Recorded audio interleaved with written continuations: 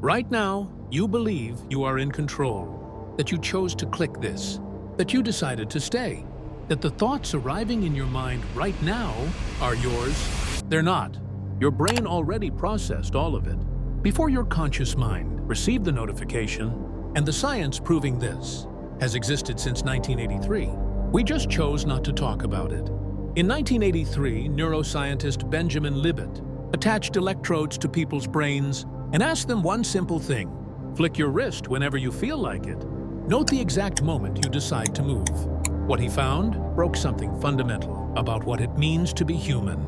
The brain activity preparing the movement began more than half a second before the person consciously decided to act.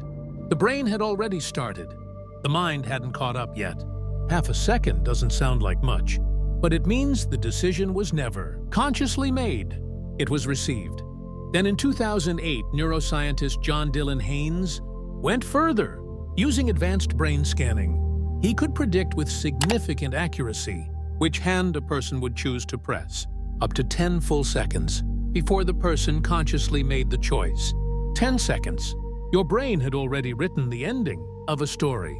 Your conscious mind hadn't started reading yet.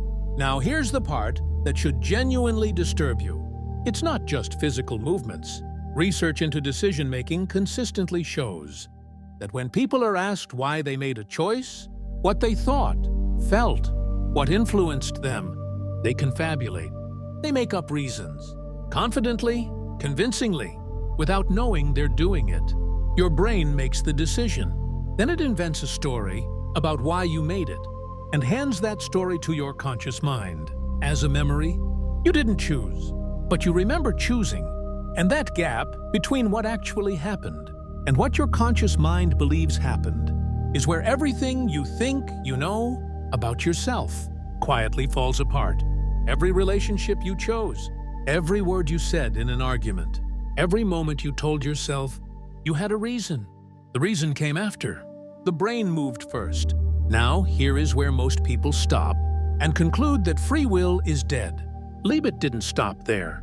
He found something else, something that refuses to let this be simple. Even though the brain initiated the decision, the conscious mind could veto it. At the last moment, it could cancel what the brain had already started, which means you are not the author, but you might be the one who can refuse to publish.